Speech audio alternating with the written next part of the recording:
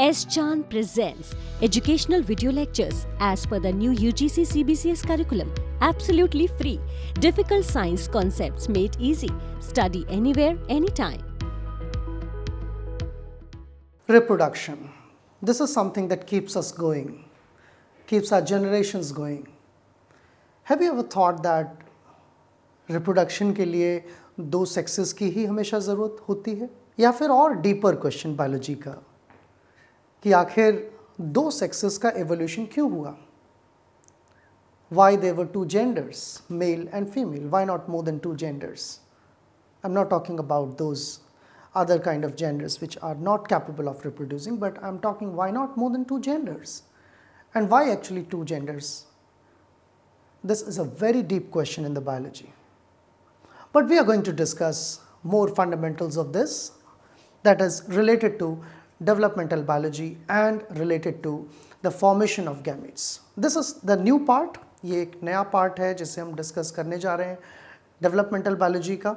So do you have any idea how the process of new generations, new individuals begins? कहाँ से शुरुआत होती है लाइफ की? क्या इस बात का आपको कोई अंदाज़ा है?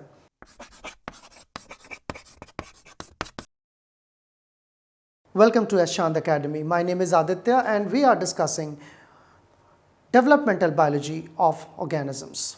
इन वीडियोज़ में, आने वाले वीडियोज़ में हम डिस्कस करेंगे एम्ब्रियोलॉजी, उसके डिटेल कॉन्टेक्स्ट और step wise context of how an individual is formed from a single cell that is called gamete. अगर इन टॉपिक्स के बारे में आप और पढ़ना चाहते हैं तो एस चांद पब्लिशिंग की इन बुक्स को रेफ़र कर सकते हैं, और अगर आपके पास इनकी हार्ड कॉपी नहीं है तो इनकी ई बुक का लिंक डिस्क्रिप्शन बॉक्स में दिया हुआ है. So let us start with the basic discussion. आइए शुरू करते हैं हम बेसिक डिस्कशन से. हम लाइफ कैसे ओरिजिनेट होती है, लाइफ कैसे बनती है, इसके बारे में बात कर रहे थे. How we propagate into next generation, because this is a very important characteristic of living beings. हर एक living being की एक important characteristic है that they reproduce, they make offsprings to keep on going, to keep on progressing into the eternal life forms. So the entire life can propagate only when individuals have ability to reproduce. अगर हम early life forms की बात करें, invertebrates की बात करें, या even उससे भी पहले अगर और हिस्टोरिक टाइम्स में जाएं, तो कई सारे ऑर्गेनिजम्स ऐसे हैं जो सिंपल डिवीजन से ही रिप्रोड्यूस कर सकते हैं. बैक्टीरिया में बाइनरी फिजन होता है, ईस्ट में बडिंग होती है, और भी बहुत सारे ऑर्गेनिज्म हैं जो सिंपली डिवाइड करके, जैसे हमारी सेल्स डिवाइड होती हैं वैसे ही डिवाइड होकर नए ऑर्गेनिजम्स बना लेते हैं. लेकिन क्योंकि हम एक कॉम्प्लेक्स लाइफ फॉर्म हैं, तो इस लाइफ की शुरुआत कैसे होती है और फिर किस तरह से डेवलपमेंट होता है, ये एक इम्पॉर्टेंट क्वेश्चन है. आप इस बात से तो अवेयर होंगे कि रिप्रोडक्शन के लिए हमें ज़रूरत होती है कुछ बेसिक सेल्स की. And if there are two different sexes, अगर दो डिफरेंट जेंडर्स हैं तो उसमें दो अलग अलग तरह की सेल्स प्रोड्यूस होती हैं. अब एक क्वेश्चन जो मैंने शुरुआत में पूछा था, why do we have two genders? So that's one of the most difficult questions of biology.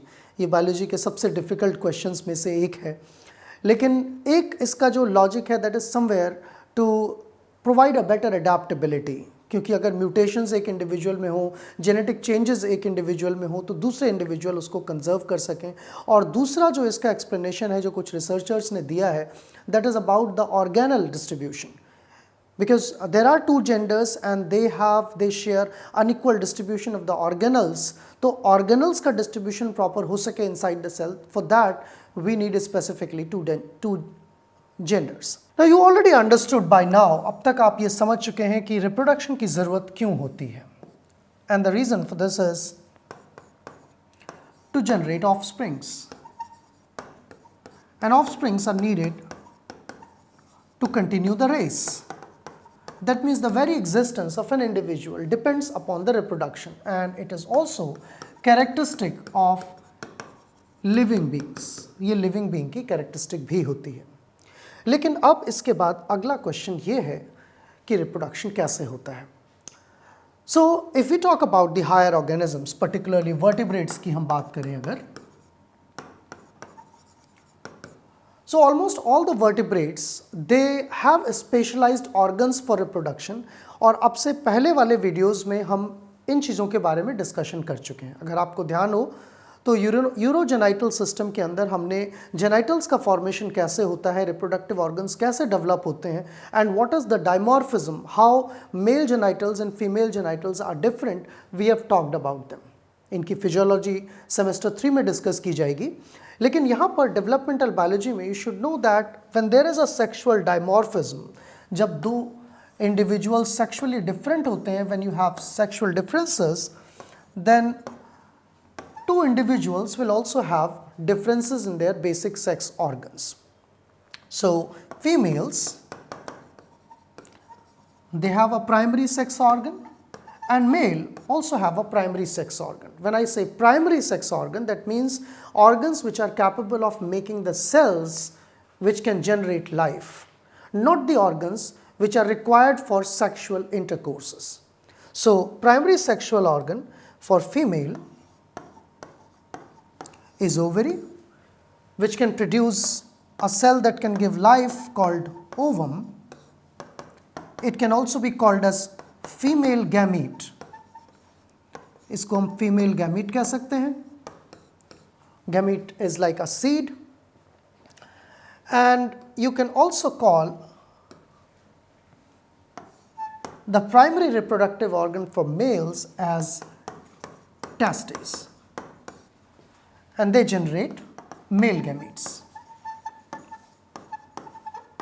But you should understand one fact. एक fact आपको समझना होगा. You cannot simply call these gametes as seeds. Many people are confused with the fact कि क्या हम gametes को seed कह सकते हैं? Can we call sperm as seed? Can we call male gamete as a seed or female ovum as a seed? No. If you compare them with the actual seed, so seed is something that can grow or germinate into a complete individual. लेकिन क्या अकेला female gamete एक individual बना सकता है, अकेला male gamete एक individual बना सकता है? Usually not. Except for few instances when there is a possibility to develop individuals by a process called parthenogenesis. केवल एक प्रोसेस होता है parthenogenesis, which is found in some vertebrates. कुछ वर्टिब्रेट्स में देखने को मिलता है जहां सिंगल सेक्स या सिंगल जेंडर अपने जैसे इंडिविजुअल्स बना सकते हैं. But in most of the vertebrates you will not be able to make individuals from these gametes. तो ये जो गैमीट्स हैं, ये जो सिंगल सेल्स हैं, ये अपने आप में पूरा ऑर्गेनिज्म बनाने में कैपेबल नहीं होती हैं. तो जो हम सीड कहते हैं, बेसिकली हम सीड किसे कह सकते हैं? We can call seed when a male gamete is already fertilized with a female gamete to give rise to a cell which is called as zygote. So zygote is something which is analogous to seed. Zygote जो है seed के analogous है, क्योंकि ये germinate हो सकता है. This can develop into complete individual, but not either of these things. Now since we have a sexual dimorphism, क्योंकि sexual dimorphism होता है इंडिविजुअल्स में, ह्यूमंस में या मैमल्स में या फिर और वर्टिब्रेट्स में सेक्सेस अलग होते हैं, तो इनके गैमीट्स भी अलग होते हैं. बट एक क्वेश्चन अभी भी अनआंसर्ड है, वो ये कि इन दो गैमीट्स की ज़रूरत क्या है, और क्या ये गैमीट्स का फॉर्मेशन हमारी बाकी सेल्स की तरह ही होता है? क्या ये ऑर्डिनरी सेल्स हैं या फिर इनमें कुछ स्पेशल होता है? Is there something which is special inside these gametes? So yes, there is a difference, और हम उसी डिफरेंस की बात इस वीडियो में ज़्यादा डिटेल में करेंगे. इनफैक्ट हम लोग डिस्कशन करेंगे फीमेल गैमीट कैसे बनता है. ओवरीज के अंदर फॉर्मेशन होता है फीमेल गैमीट का, जिसे हम ओवम कहते हैं, और स्पर्म जिसे हम मेल गैमीट कहते हैं, that is formed inside the primary sex organ of the male, that is testis. How they are formed and why they are formed and how they are different from normal cells, normal cells से कैसे अलग होते हैं, इन सारी चीज़ों के बारे में हम डिस्कशन करेंगे एक छोटे से ब्रेक के बाद.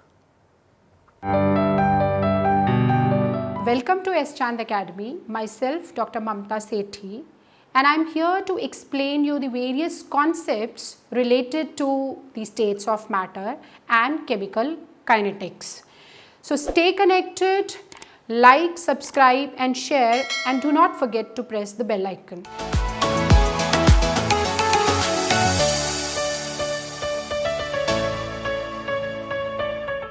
Welcome back to S. Chand Academy. Break से पहले हम लोग डिस्कशन कर रहे थे कि आखिर रिप्रोडक्शन की ज़रूरत क्यों होती है और किन सेल्स की मदद से रिप्रोडक्शन पॉसिबल हो पाता है, और हमने एक टर्म कॉइन किया या एक टर्म देखा, दैट इज़ गैमेटोजेनेसिस। गैमेट्स का फॉर्मेशन कैसे होता है। So basically either type of gametes, that is sperms or ovum, they originate inside the respective type of reproductive organs. So there are two questions now. Why do we actually need to do this gametogenesis? So a simple reason for this is the number of chromosomes which are present in each of our cells. And the second thing is that we want to create a diversity in offsprings. दो important बातें हैं, एक हमारी sales के अंदर जो normal sales हैं उनमें क्रोमोसोम कितने होते हैं, और दूसरी चीज़ कि हम आगे चलकर अगली जनरेशन में डाइवर्सिटी क्रिएट करना चाहते हैं। So we all know, if we talk about humans, अगर हम ह्यूमन की बात करें, so we have a fix set of chromosomes. हमारे शरीर में फिक्स सेट ऑफ क्रोमोसोम है। You can call them as 22 + 1 pair, और you can also call 46 chromosomes. Now every chromosome in our cell, हर एक क्रोमोसोम जो हमारी सेल में है, that is always paired. Her chromosome paired है। क्यों पेयर्ड है? क्योंकि जब हमारा डेवलपमेंट हुआ होगा, जब हम एम्ब्रियो में रहे होंगे, तो एक chromosome from the maternal side और एक क्रोमोसोम पैटर्नल साइड यानी कि फादर से आया होगा।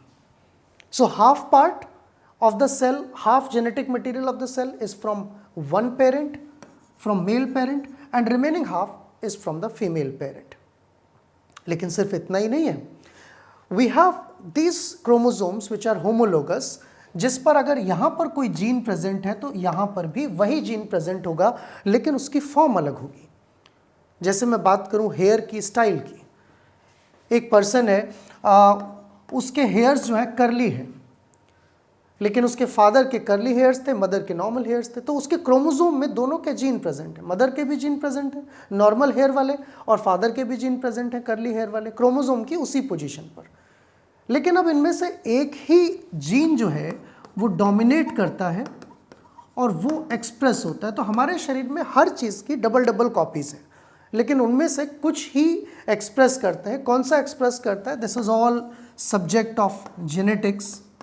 इनका डिटेल जो है वो जेनेटिक्स में आपको देखने को मिलेगा, perhaps in the 4th semester of zoology lectures. वो हम यहाँ डिस्कस नहीं कर रहे हैं, लेकिन यहाँ पर इस बात की नीड को आप समझ सकते हैं कि अगर हर जनरेशन में जब सेक्सुअल रिप्रोडक्शन होता है तो एक मेल की सेल और एक फीमेल की सेल दोनों मिलती हैं और फ्यूज़ होती हैं, और वो एक जाइगोट यानी कि सीड बनाती हैं, जिससे नया ऑर्गेनिज्म बनता है। तो अगर हम हर बार ऐसी सेल्स प्रोड्यूस करें जो नेचुरल सेल्स की तरह हैं, हमारी सारी सेल्स में 22 + 1 पेयर क्रोमोसोम है, यानी कि इस स्टेट को हम डिप्लॉयड स्टेट कहते हैं। तो एक डिप्लॉयड सेल जब दूसरी डिप्लॉयड सेल से फ्यूज़ होगी तो वो टेट्राप्लॉइड बन जाएगी। अगली जनरेशन में जब टेट्राप्लॉइड दूसरी टेट्राप्लॉइड से फ्यूज़ होगी तो ऑक्टाप्लॉइड बन जाएगी। तो अब तक तो न जाने कितने पेयर ऑफ क्रोमोसोम हो गए होते हैं हमारी बॉडी में, और उनके हार्मफुल इफेक्ट भी होते हैं। तो सबसे पहला इंपॉर्टेंट पॉइंट जो है गैमेटोजेनेसिस का वो ये कि it is a reductional division. Gametes को बनाने के लिए उन स्पेशलाइज्ड सेल्स को रिडक्शनल डिवीजन करना पड़ता है, यानी कि इन क्रोमोसोम की जो कॉपीज़ है ना, पहले इनको हाफ करना होता है। जो यहाँ 2n कॉपीज़ थी, इनको गैमेटोजेनेसिस के दौरान ऐसी सेल्स बनानी होंगी जिसमें n कॉपीज़ हों, क्रोमोसोम की कॉपीज़ हाफ हो जाए, ताकि जब ये अगली बार फ्यूज़ हो तो n और n फ्यूज़ होकर दोबारा 2n बनाए और अगली जनरेशन में इनका नंबर चेंज ना हो जाए। ये एक इंपॉर्टेंट एस्पेक्ट है। तो पहला रीज़न या पहला पॉइंट गैमेटोजेनेसिस का, that there is a reductional division for the formation of gametes. Second important thing is the mixing of trades.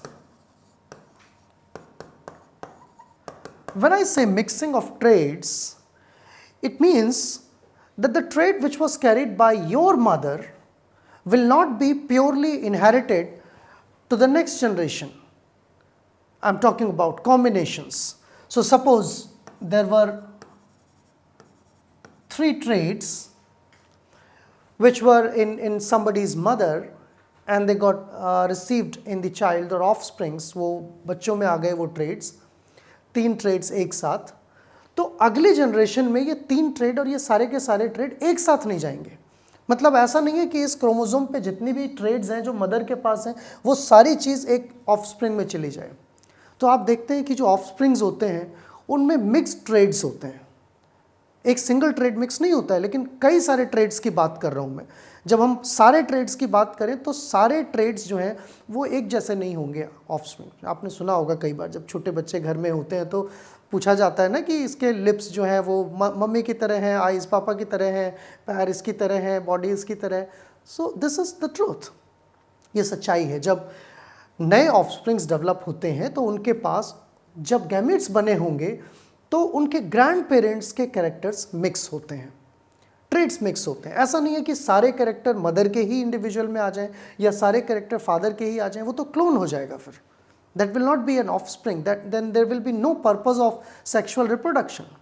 Sexual reproduction का सोल पर्पस ही यही है कि हर बार कैरेक्टर्स ब्लेंड होते रहें, और जब वो कैरेक्टर्स ब्लेंड होते रहेंगे तो सर्वाइवल में उनको हेल्प करेंगे।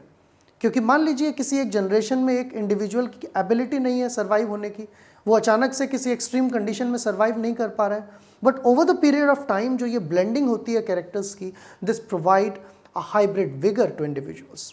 इसीलिए ये भी कहा जाता है कभी कभी कि डिस्टेंट मैरिजेस होनी चाहिए। दैट मीन्स जितनी डिस्टेंट मैरिजेस होंगी, जितनी डाइवर्स मैरिजेस होंगी, उतना ही हाइब्रिड विगर डेवलप करने के चांसेस ज़्यादा होंगे। कंसैगिनस मैरिजेस या फिर जो क्लोज रिलेटिव्स की मैरिजेस हैं, they are discouraged as per biology, because they will lead to something called as inbreeding depression. उससे इनब्रीडिंग डिप्रेशन होने लगेगा।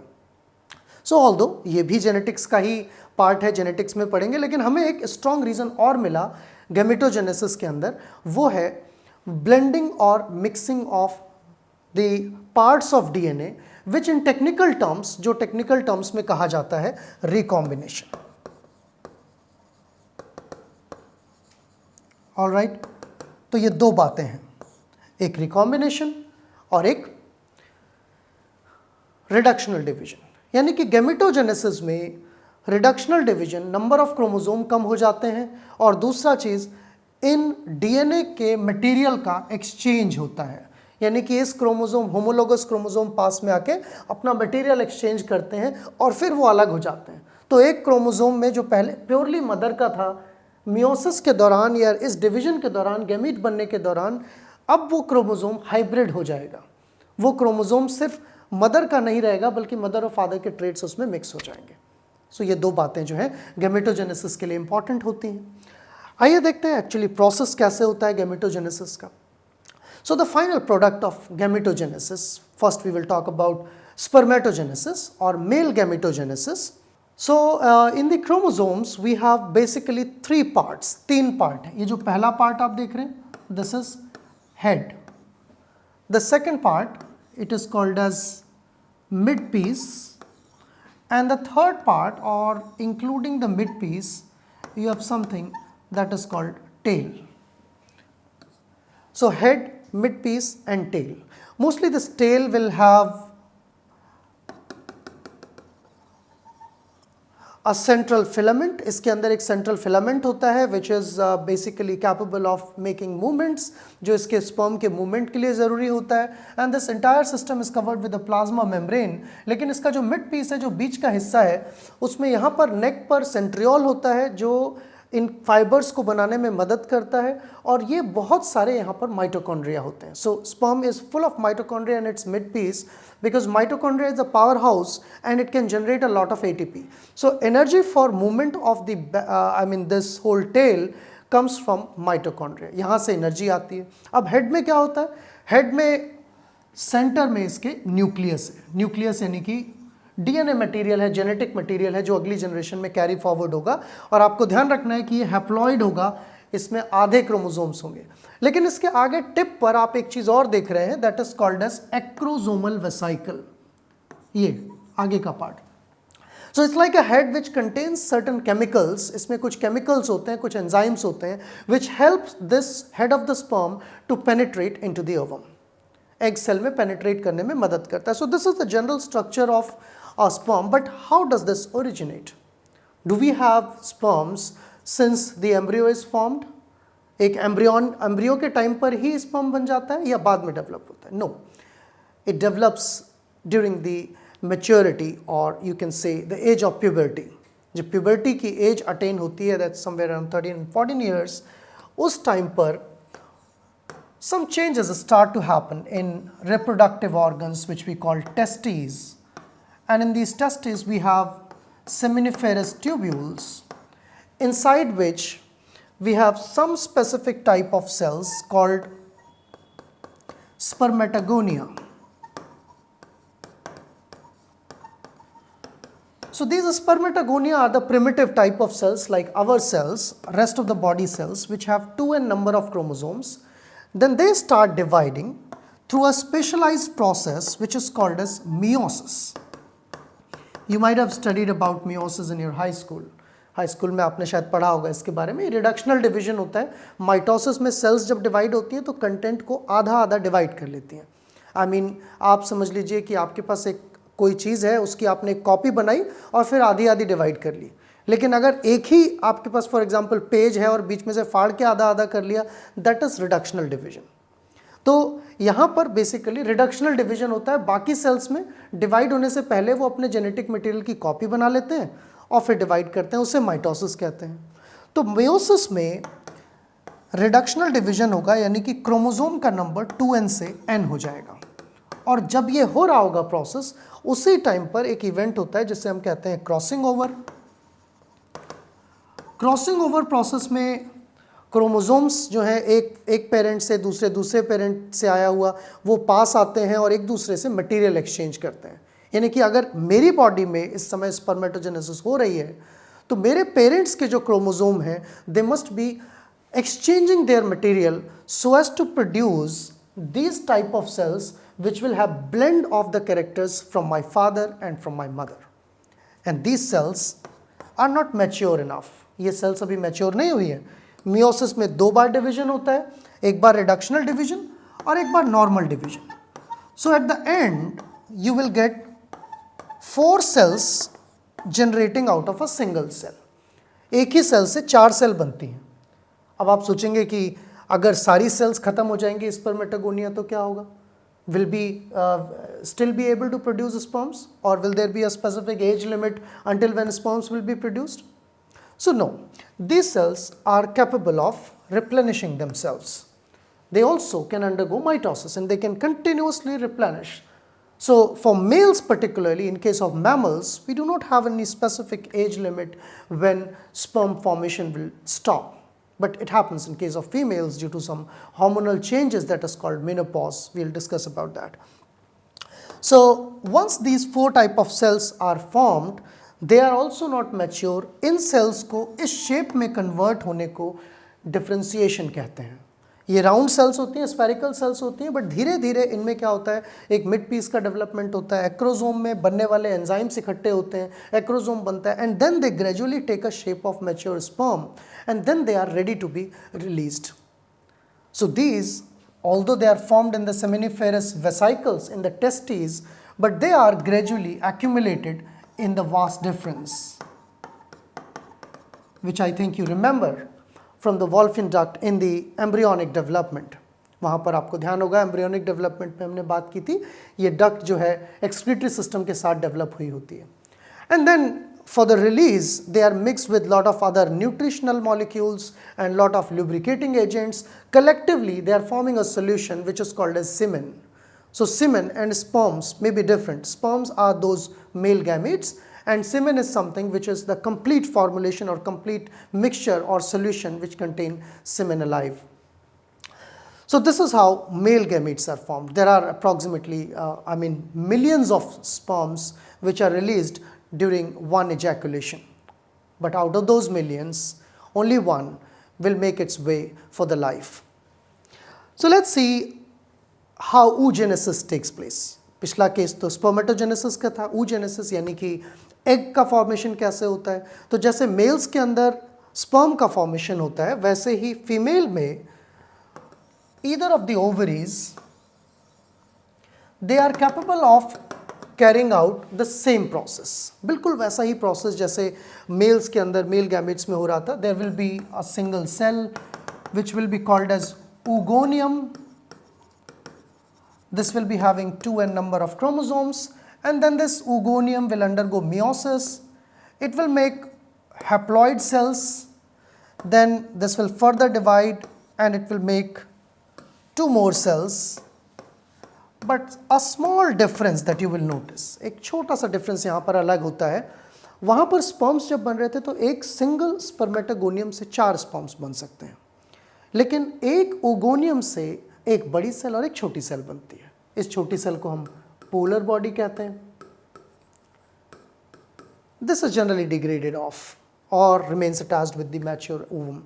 फिर दोबारा जब डिवीजन होता है तो एक बार एक और बड़ी सेल और एक और छोटी सेल बनती है. तो एक ओगोनियम यानी कि एग बनाने वाली जो ओरिजिनल मदर सेल है उससे एक ही एग बन पाता है. That's the basic difference in the male gametogenesis, that is spermatogenesis and oogenesis. So there will be only one ovum that will be formed per oogonium. And since most of the organisms have 2 ovaries, not all, कुछ vertebrates में single ovary भी होती है, so alternatively these ovaries form ovules on monthly basis. And the cycle of monthly bleeding or release of the blood from the uterus is basically associated with the preparation of the uterine walls. Uterine wall जो है अपने आप को prepare करती हैं for the implantation of ovum. तो जैसे ही यहाँ से ovum release होने वाला होता है उससे पहले uterine wall shed off होती हैं and the ovum is released. It is collected by fallopian tubes and those fallopian tubes are actually the site where fertilization takes place, जिसकी हम बात करेंगे अभी. So the process of oogenesis has a difference from spermatogenesis in the fact that it will not be able to make 4 cells but it will make only 1 cell. And the mature ovum will be much larger than sperm. Sperm के मुकाबले ovum जो है mature ovum that is much larger, काफ़ी बड़ा होता है dimensions में. And this of course has a nucleus. इसके अंदर nucleus तो होता ही है which has haploid number of chromosomes.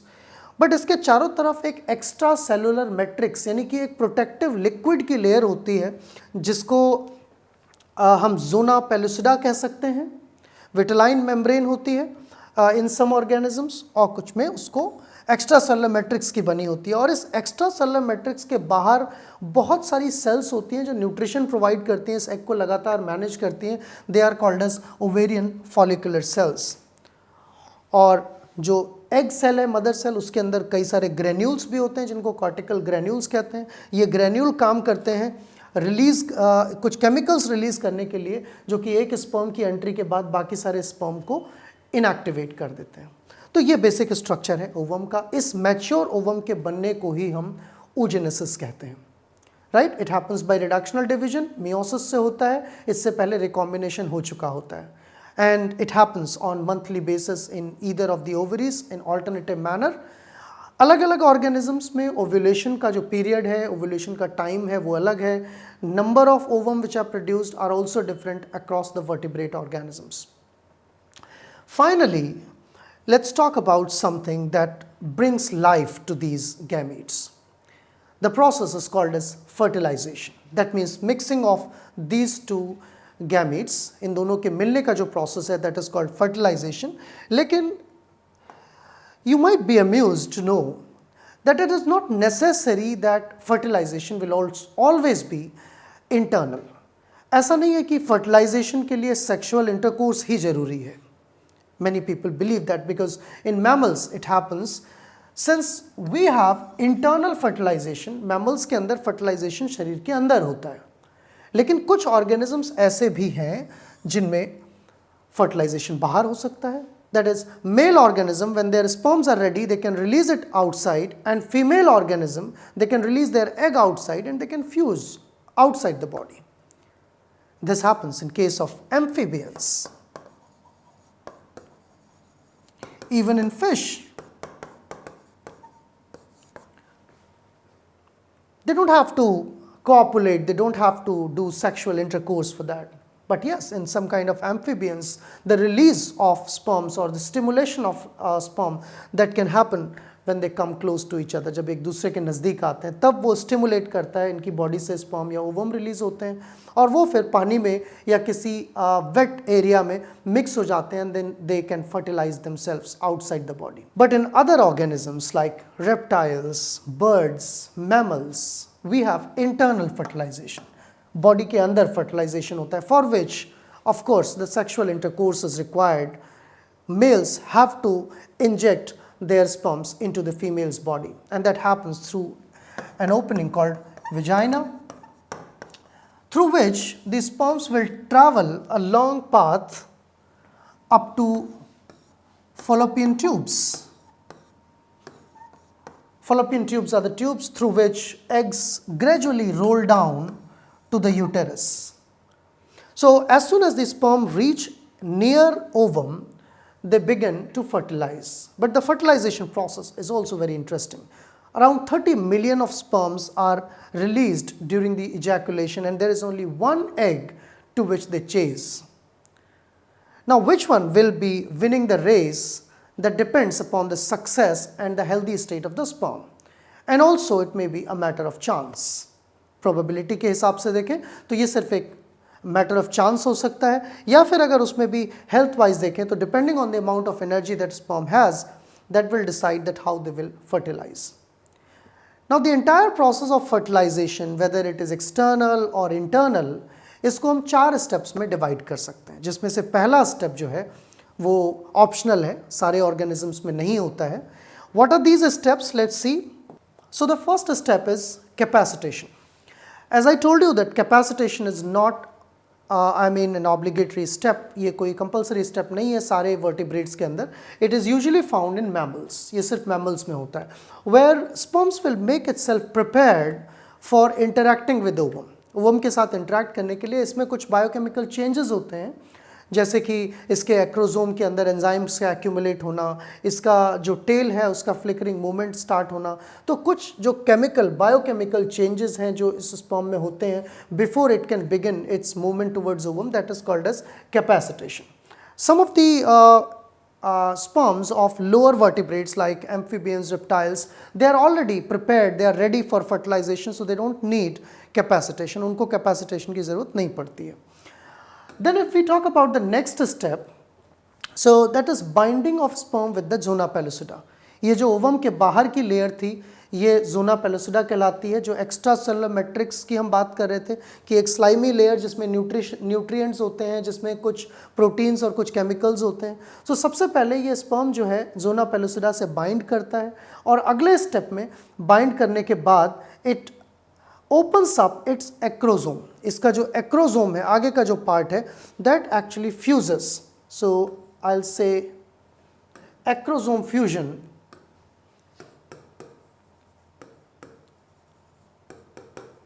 That happens next. And since the acrosome will have some enzymes, इसके पास कुछ enzymes होते हैं जो यहाँ release होते हैं, and then they immediately rupture the membrane of or plasma membrane of egg. Egg की plasma membrane को वो break कर देते हैं.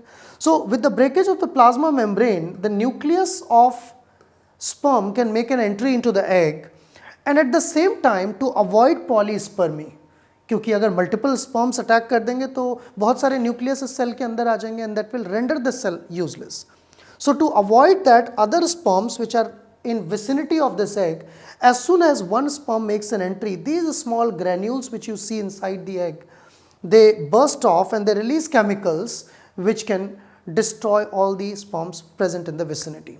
So that is the last event which happens during the fertilization, destruction of the rest of the sperms which are present in the vicinity. And once this happens, जब ये हो जाता है, इसके बाद finally the two nuclei, one that has come from male and another one that has already been there from female, they fuse together and they give rise to a 2n or a diploid state. जो हमने reductional division देखा था वो अब फिर से 2n state में आ गया, and this cell is now named as zygote, which is formed by mixing of two nuclei. So this zygote is basically the seed of life. जिससे बाद में आगे चलकर इसमें डिवीजन होगा और इसी से आगे चलकर लाइफ बनेगी। अगर आप इन टॉपिक्स के बारे में और डिटेल में पढ़ना चाहते हैं तो एस चांद पब्लिशिंग की इन बुक्स को रेफ़र कर सकते हैं। इन बुक्स का ई-लिंक डिस्क्रिप्शन बॉक्स में दिया हुआ है। So that was all in this video. I hope आपको ये सारे वीडियोज़ अच्छे लग रहे हैं, आपको पसंद आ रहे हैं। आप इस चैनल को सब्सक्राइब, लाइक और शेयर ज़रूर कीजिए। और अगर आप आगे आने वाले वीडियोस के अपडेट चाहते हैं तो please you can press the bell icon so that you can get continuous updates. Thank you very much.